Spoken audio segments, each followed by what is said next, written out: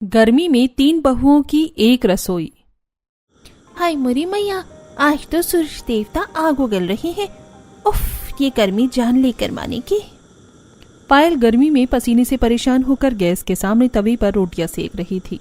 तभी उसकी जेठानी काजल रसोई में रखे हुए टेबल फैन का मुंह अपनी तरफ कर लेती है। जेठानी जी, आप ये क्या कर रही हैं? आपने पंखे का मुंह अपनी तरफ क्यों किया? आपको दिख नहीं रहा कि मैं गैस के सामने खड़ी हूँ? मुझे गर्मी लग रही है। पायल, तुम ज्यादा जुबान चला रही हो। अगर तुम रोटी बना रही हो तो मैं सिलबट्टी पर यहाँ मसाला पीस रही हूँ और गर्मी मुझे भी लग रही है। अगर ये पसीना मसाले में गिरा तो पूरा मसाला खराब हो जाएगा। जेठानी जी, मैं रोटी बना रही हूँ और रोटी बनाने में बहुत गर्मी लगती है। जब तक मेरी रोटी नहीं बन जाती तब तक पंखे का मुंह मेरी तरफ रहेगा। इतना कहकर पायल टेबल फैन के मुंह को अपनी तरफ कर लेती है, जिसे देखकर काजल भड़क जाती है। अच्छा, मैं भी देखती हूँ पंखा तुम्हारी तरफ कैसे रहता है। इतना कहकर काजल पंखे का मुंह अपनी तरफ कर लेती है और इस तरह दोनों देवरानी जेठानी गर्मी से परेशान होकर पंखे के लिए एक दूसरे से जंगली बिल्लियों की तरह लड़ने लगती हैं। दोनों आपस में लड़ ही रही थी कि तभी कमला रसोई में आती है। क्या करूं मैं तुम दोनों का? जब देखो तुम लोग एक दूसरे से लड़ती रहती हो। एक तो इतनी गर्मी, ऊपर से तुम दोनों का नाटक ही कम नहीं होता। मैं तो तंग आ गई हूँ तुम दोनों से। माँ जी, मैंने कुछ नहीं किया। पहले जेठानी जी ने शुरू किया था। मैं तो रोटी बना रही थी, उन्होंने ही पंखे का मुंह अपनी तरफ किया। माँ जी, मैं भी तो सिलबट्टी पर मसाला पीस रही थी। मुझे भी तो हवा चाहिए ना। मैं तो कब से आप लोगों को बोल रही हूँ कि घर में कूलर ले आइए, लेकिन आप लोग तो मेरी बात ही सुनते नहीं। अब बस करो तुम दोनों।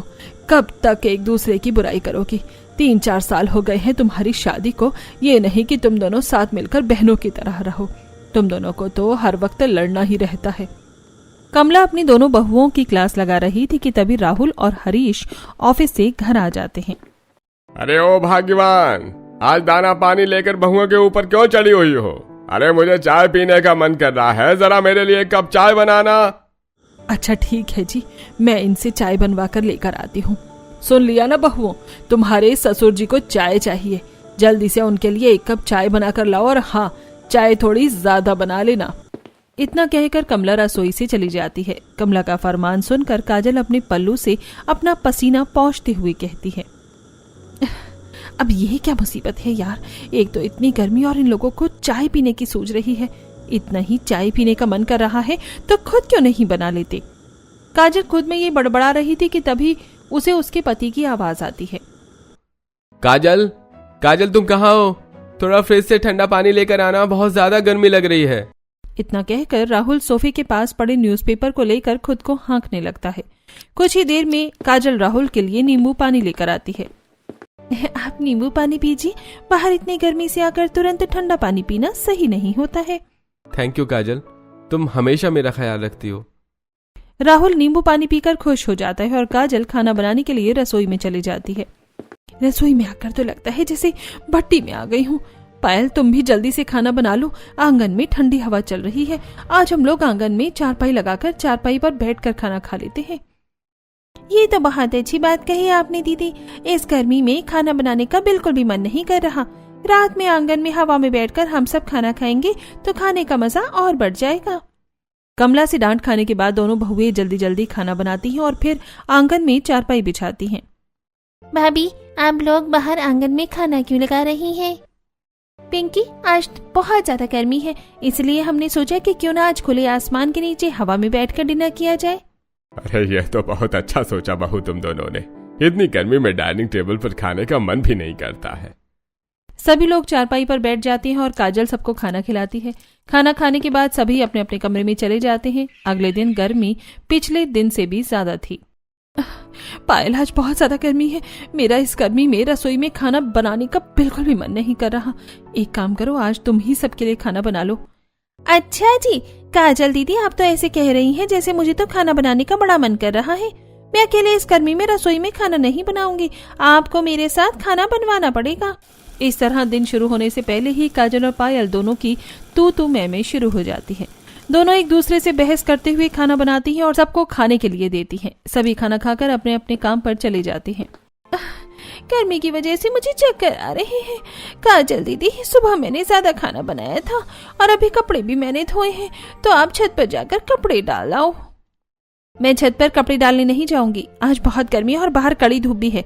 इतनी कड़ी धूप में कपड़े डालूंगी तो मुझे टैन हो जाएगा। दीदी प्लीज आज आप कपड़े डाल दो ना, मुझे सच में बहुत चक्कर आ रहे हैं, मेरी तबीयत बिल्कुल भी ठीक नहीं है। पायल कहते हुए ही बेहोश होकर सोफे पर गिरने का नाटक करती है। काजल पायल को उठाकर बैठाती है और उसे पीने के लिए पानी देती है। अरे पायल, तुम अपना ध्यान रखो, आजकल गर्मी बहुत हो रही है, पानी ज्यादा पिया करो। ठीक है, मैं जाकर छत पर कपड़े डाल देती हूँ। काजल छत पर जाकर सारे कपड़े तार में सूखने के लिए डाल देती है। भाग काजल भाग, इस छत में थोड़ी देर और ऐसे ही खड़ी रही तो कपड़ों के साथ साथ मैं भी यहाँ सूखकर पापड़ बन जाऊंगी। इतना कहकर काजल छत से बाल्टी लेकर नीचे आ जाती है। देखते ही देखते दोपहर से शाम हो जाती है। कमला गुस्से में चिल्लाती है, अरे तुम दोनों काम चोरों का मैं क्या करूं? तुम दोनों बहुओं के होते हुए बेसिन में अभी तक बर्तन क्यों रखे हुए हैं? माँ जी, बर्तन धोने की बारी इस पायल की थी, मैंने तो छत पर जाकर कपड़े डाले थे और दिन में खाना भी मैंने ही बनाया था। आप इससे पूछे कि इसने बर्तन क्यों नहीं धोए। माँ जी, आज तो मेरी तबीयत जरा भी ठीक नहीं है, इसीलिए मैंने बर्तन नहीं धोए, लेकिन जेठानी जी तो बर्तन धो सकती थी, आप उनसे पूछिए कि उन्होंने बर्तन क्यों नहीं धोए। मैं तो तंग आ गई हूँ तुम दोनों के बहानों से। जब देखो तुम लोग काम से बचने के लिए कोई ना कोई बहाना करती रहती हो। देखो मैं साफ साफ बता दे रही हूँ, पायल बहू तुम दोपहर के बर्तन साफ करोगी और काजल तुम रात के बर्तन साफ करोगी। लेकिन माँ जी, दोपहर में तो बहुत गर्मी लगती है। ऐसा है तो एक दिन तुम दोपहर में बर्तन साफ करोगी और दूसरे दिन काजल साफ करेगी। देखो मुझे नहीं पता, तुम दोनों को जो करना है करो, लेकिन बर्तन साफ हो जाने चाहिए। अच्छा ठीक है माँ जी, आप जैसा कहती हैं वैसा ही होगा। काजल की बात सुनकर कमला रसोई से चली जाती है। आज शाम में भी गर्मी लग रही थी, इसलिए पायल फ्रिज से आइसक्रीम निकाल कर सभी को खाने के लिए देती है। काजल, पायल, उनके पति और उनके सास ससुर सभी आइसक्रीम खाते हैं। चलो, एक काम तो तुमने ढंग का किया, बहुत गर्मी लग रही थी, अच्छा हुआ तुमने आइसक्रीम निकाल दी। मैं तो हमेशा ही अच्छे काम करती हूँ, पर आपको दिखता कहाँ है। अच्छा ठीक है बाबा, बहुत हो गई बातचीत, अब तुम दोनों चुपचाप इस ठंडी ठंडी आइसक्रीम का मजा लो, वरना तुम दोनों के गुस्से की गर्मी से आइसक्रीम भी पिघल जाएगी। कमला की बात सुनकर सभी लोग हंसने लगते हैं। सभी आइसक्रीम खा रहे थे कि तभी राजू ऑफिस से घर आता है। ये क्या, आप लोग तो मेरे बिना ही ठंडी ठंडी आइसक्रीम खा रहे हैं। अरे आप परेशान क्यों होते हैं देवर जी, मैंने आपके लिए आइसक्रीम रखी है फ्रिज में, अब हाथ मुंह धोकर आ जाइए, मैं आपको आइसक्रीम निकाल कर देती हूँ। अच्छा ठीक है भाभी, मैं फ्रेश होकर आता हूँ। राजू अपने कमरे में जाता है और फ्रेश होकर सोफे पर आकर बैठता है। पायल फ्रिज से आइसक्रीम निकालकर उसे खाने के लिए देती है। राजू पायल से आइसक्रीम लेकर खाने लगता है। माँ, ये ठंडी ठंडी आइसक्रीम खाते हुए मैं आज आपको एक जरूरी बात बताना चाहता हूँ। हाँ बोलो ना बेटा, क्या बात है, मैं सुन रही हूँ। माँ, मैं एक लड़की को पसंद करता हूँ, उसका नाम रानी है। रानी बहुत ही सुंदर और सुशील है, वो खाना भी बहुत अच्छा बनाती है, बस वो भी हमारी तरह एक मिडिल क्लास फैमिली से है। ये रही उसकी फोटो। लड़की तो देखने में सुंदर है, अगर तुझे ये पसंद है तो हम लोग बात आगे बढ़ा सकते हैं। क्या सच में माँ, आपने रानी को पसंद कर लिया? माँ आप बहुत अच्छी हैं। हाँ हाँ ठीक है, अब और मक्खन लगाने की जरूरत नहीं है, हम लोग जल्द ही रानी के घर रिश्ता लेकर जाएंगे। राजू के रिश्ते की बात सुनकर काजल और पायल दोनों के कान खड़े हो जाते हैं। पायल धीरे से काजल के कान में फुसफुसाते हुए कहती है, दीदी हम दोनों के लिए एक रसोई पहले ही छोटी पड़ती है, अब हमारी देवरानी भी आ जाएगी तो 3 लोगों की एक रसोई हम लोग कैसे संभालेंगे। वही तो मैं भी सोच रही हूँ, गर्मी में 3 बहुओं के लिए एक रसोई में काम करना बहुत मुश्किल है, ऊपर से पता नहीं हमारी देवरानी कैसी होगी। काजल और पायल ये सब सोच ही रही थी कि तभी कमला कहती है, काजल बहू, पायल बहू, अब तुम्हारी देवरानी आने वाली है, अब तो तुम लोग सुधर जाओ और लड़ना बंद करो। माँ जी, अभी हम दोनों लड़ नहीं रहे, बातें कर रहे हैं। इस तरह पायल की ससुराल वाले बातें करते हैं। फिर कुछ दिन बाद राजू और उसके परिवार वाले रानी के लिए राजू का रिश्ता लेकर जाते हैं। रानी के घर वालों को भी राजू पसंद आ जाता है और फिर कुछ दिनों बाद रानी और राजू की शादी हो जाती है। शादी के बाद रानी अपनी ससुराल आ जाती है। रानी बेटा, कलश गिराकर घर के अंदर आओ, कब तक बाहर खड़ी रहोगी? बाहर बहुत ज्यादा गर्मी है, तुम भी पसीने से पूरी भीग गई हो। चलो अच्छा है माँ जी ने मुझे अंदर बुला लिया, वरना मुझे लग रहा था कि मैं आज यहाँ खड़े खड़े ही पसीने से नहा लूंगी। रानी अपने पैरों से कलश गिराती है और घर के अंदर आती है। बहू, अब इस आलते की थाली में हाथ रख और अपने हाथ के निशान इस तरफ की दीवार पर लगा। पता नहीं ये सारी रस्में कब खत्म होंगी। मुझे तो मेरी शादी के जोड़े में बहुत गर्मी लग रही है। बहू, तुम्हें देखकर लग रहा है कि तुम बहुत थक गई हो। एक काम करो, तुम अपने कमरे में जाकर आराम करो, बाकी की रस्में हम लोग कल करेंगे। और करो गर्मी में शादी। गर्मी में शादी करने से यही हालत होती है। देखो कैसे पसीने से भीगी हुई हो। हम दोनों की शादी तो ठंड के मौसम में हुई थी। अरे तुम लोग फिर शुरू हो गई। काजल बहू, रानी तुम्हारी ही देवरानी है। तुम्हें रानी से बात करने का बहुत टाइम मिल जाएगा, लेकिन अभी रानी को उसके कमरे में लेकर जाओ। मैं शादी के सारे फंक्शन से थक गई हूँ। पिंकी, एक काम करो, तुम अपनी भाभी को उनका रूम दिखा दो। मैं जा रही हूँ थोड़ा आराम करने। इतना कहकर काजल अपने कमरे में चली जाती है और पिंकी रानी को लेकर उसके कमरे में जाती है। रानी को बहुत गर्मी लग रही थी, इसलिए वो अपने साथ लाए हुए एसी को ऑन करती है। अच्छा हुआ पापा ने शादी में मुझे एसी दिया, वरना इस गर्मी में तो मेरी हालत खराब हो जाती। रानी एसी चालू करती है और आराम से सो जाती है। अगले दिन उसकी पहली रसोई थी। रानी सुबह सुबह नहा धोकर अपनी सास के पास उनके कमरे में जाती है। माँ जी, खाने में क्या बनाऊं? बहू, तुझे खाने में जो भी बनाना आता है वो बना दे। बस जो भी बनाना गर्मी को ध्यान में रखकर बनाना। अच्छा ठीक है माँ जी। इतना कहकर रानी अपनी सास के कमरे से चली जाती है और रसोई में जाती है। बाप रे बाप, ये रसोई है या आग की भट्टी? यहाँ आते ही इतनी गर्मी लग रही है, लग ही नहीं रहा है कि मैंने सुबह सुबह नहाया है। रानी बेटा, इतनी गर्मी में तू अपने ससुराल वालों को क्या खिलाएगी? सोच। रानी पहली रसोई में क्या बनाएगी यही सोच रही होती है। फिर कुछ देर बाद उसे एक आइडिया आता है और वो खाना बनाना शुरू करती है। वो मीठे में खीर और भी बहुत कुछ बनाती है। खाना बन जाने के बाद जब सभी लोग डाइनिंग टेबल पर बैठते हैं तब, देवरानी जी, आपने अपनी पहली रसोई में क्या बनाया है? जेठानी जी, मैंने अपनी पहली रसोई में चावल, लौकी की सब्जी, बूंदी का रायता, खीर और ये स्पेशल शरबत बनाया है।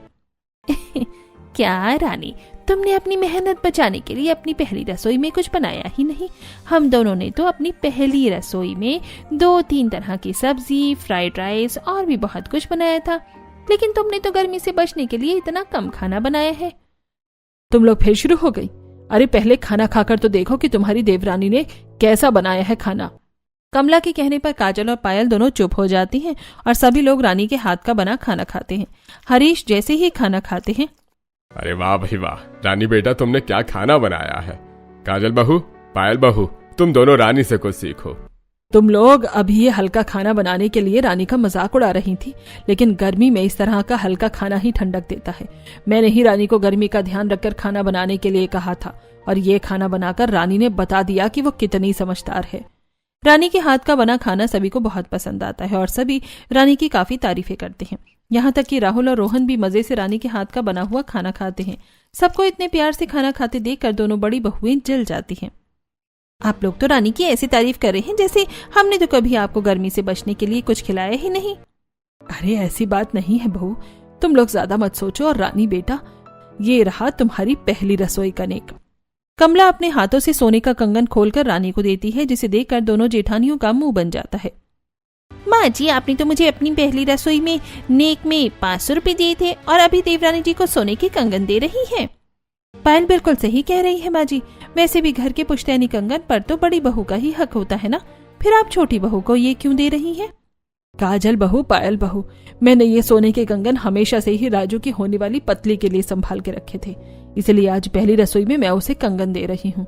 और ये मेरा कंगन है, ये मैं कंगन किसी को भी दूंगी, ये मैं तय करूंगी। समझी तुम दोनों? कमला से डांट खाने के बाद काजल और पायल दोनों चुप हो जाती हैं। सभी लोग अपना खाना खाते हैं और फिर अपने अपने कमरे में चले जाते हैं। काजल और पायल, जो दोनों अभी भी रानी से जली हुई थी, एक दूसरे से बात करती हैं। दीदी, इस कल की आई लड़की ने तो अभी से घर वालों को अपनी तरफ कर लिया है। अगर ऐसा ही चलता रहा तो इस घर में हमें कोई पूछेगा भी नहीं। तुम बिल्कुल सही कह रही हो पायल। माँ जी के हाव भाव तो देखो, अभी से ही बदलने लगे हैं। देख रही हो ना कैसे देवरानी की साइड ले रही है। हाँ दीदी, मैं तो देख रही हूँ, इसीलिए तो मैं आपसे कहना चाहती हूँ कि हमें अब आपस में लड़ना बंद कर देना चाहिए और साथ मिलकर नई मुसीबत को संभालना चाहिए। पायल, तुम बिल्कुल सही कह रही हो। ये रानी ससुराल आते ही सबके मन में जगह बनाने की कोशिश कर रही है ना। हम दोनों इसे इतना परेशान करेंगे कि इसे समझ में आ जाएगा कि हमारे घर में किसकी चलती है। बिल्कुल दीदी, हम लोग ऐसा ही करेंगे। इस तरह काजल और पायल रानी को लेकर तंग करने का प्लान बनाती हैं। ऐसे ही दिन गुजरते हैं। रानी अपनी ससुराल में धीरे धीरे एडजस्ट होने की कोशिश कर रही थी। एक दिन रानी रसोई में सुबह का नाश्ता बनाने के लिए जाती है, तभी काजल रसोई में आती है।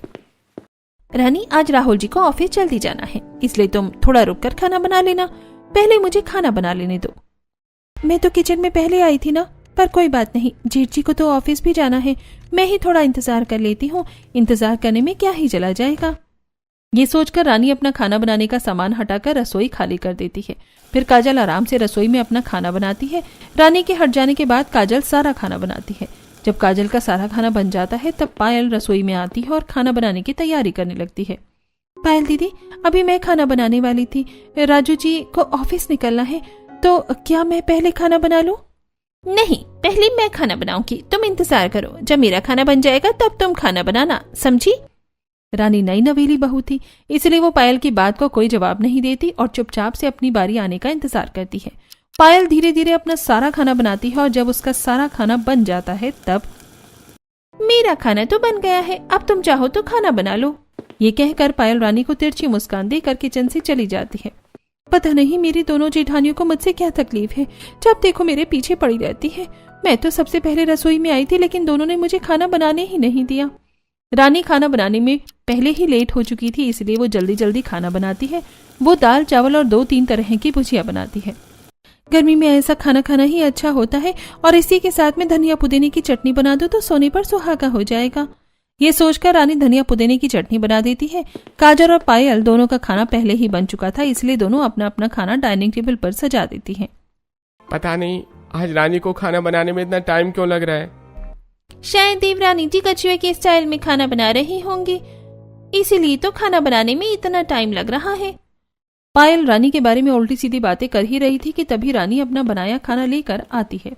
रानी, मैंने तुम्हें कहा था ना आज मुझे जल्दी ऑफिस जाना है, फिर भी तुमने खाना बनाने में देरी कर दी। माफ कीजिएगा, मुझसे गलती हो गई, लेकिन आगे से ऐसा नहीं होगा। काजल और पायल दोनों ने अपने अपने खाने के काफी तेल मसाले और घी का इस्तेमाल किया था, जिसे देखकर पायल भाभी, काजल भाभी, आप क्या लोगों को गर्मी नहीं लगती है क्या?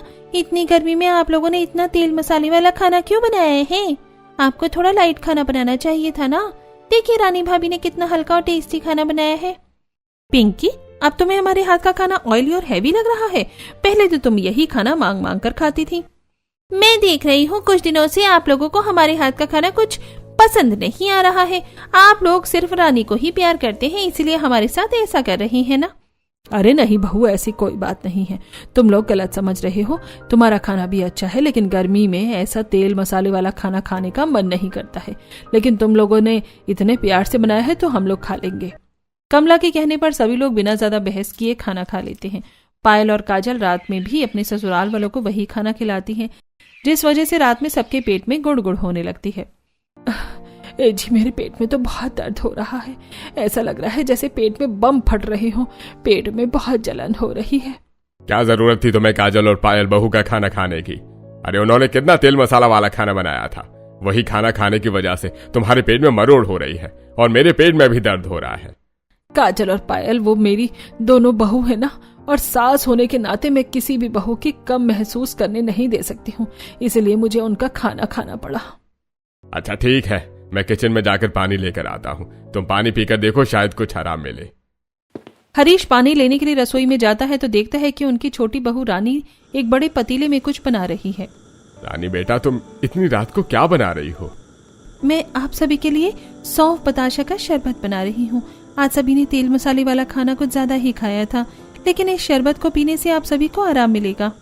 अरे रानी बेटा, तुम बहुत समझदार हो, अच्छा किया तुमने ये शरबत बना दिया, तुम्हारी सास के पेट में दर्द हो रहा था। हरीश रानी का बनाया शरबत लेकर कमला को पीने के लिए देते हैं, जिसे पीकर उन्हें तुरंत आराम मिलता है और वो सो जाती हैं और हरीश भी शरबत पीकर सो जाते हैं। अगले दिन घर में सब्जी खत्म हो गई थी।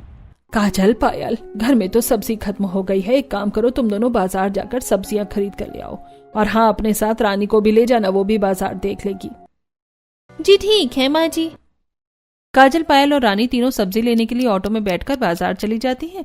बाजार जाने के बाद रानी सब्जी वाले से लौकी, तोरई, टिंडा, करेला ये सब खरीदती है। तभी काजल उस पर हंसते हुए कहती है, इस पागल लड़की को तो ये भी नहीं पता कि हमारे घर में करेला कोई भी नहीं खाता है। अरे देवरानी जी, आप नई हो ना, इसलिए आपको नहीं पता, लेकिन हमारे ससुराल में करेला खाना किसी को भी पसंद नहीं है, तो ये सब्जी मत खरीदो, समझी?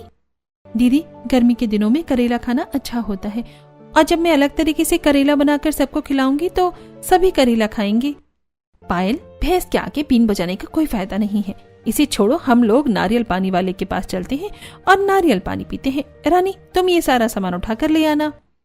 काजल और पायल रानी को सारी सब्जियों का थैला पकड़ाने के लिए खुद देकर मजे से नारियल पानी पीने चली जाती हैं और नारियल पानी पीती हैं। दीदी, नारियल पानी पीकर तो मजा ही आ गया। एक काम करते हैं, हम लोग फ्रूट सैलेड भी खाते हैं। हाँ हाँ, क्यों नहीं, चलो चलकर खाते हैं। काजल और पायल फल वाले की दुकान में जाकर फ्रूट सलाद खाती हैं, जिसे देखकर रानी मन ही मन सोचती है, मेरी जेठानियां कितनी अजीब हैं। यहाँ मैं इतनी गर्मी में सब्जियों के सारे बैग पकड़कर चल रही हूँ और ये दोनों मजे से नारियल पानी पी रही हैं और फल खा रही हैं। ये नहीं कि एक बार देवरानी से भी पूछ लें।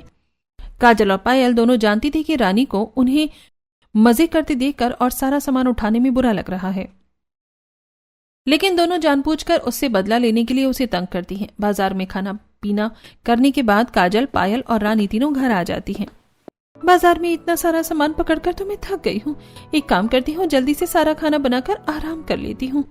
ये सोचकर रानी खाना बनाने के लिए रसोई में जाती है, लेकिन वो देखती है कि पहले से ही काजल और पायल दोनों रसोई में खाना बना रही हैं।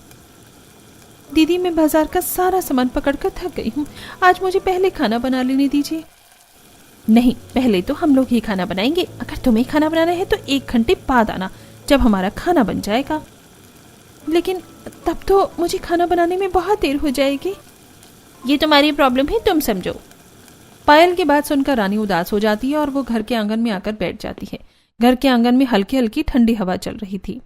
मेरी दोनों जेठानियां हमेशा मेरे साथ ऐसे ही करती हैं।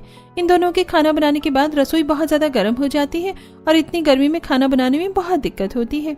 रानी ये सब सोच ही रही थी कि तभी उसके दिमाग में एक आइडिया आता है। मैं आंगन में चूल्हा बनाकर भी तो खाना बना सकती हूँ। यहाँ खाना बनाने से मुझे ना तो ज्यादा गर्मी लगेगी और ना ही मुझे खाना बनाने में देर होगी।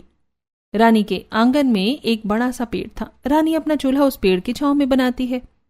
मेरा चूल्हा तो बन गया, अब जल्दी से सबके लिए दाल चावल और करेला बना देती हूँ।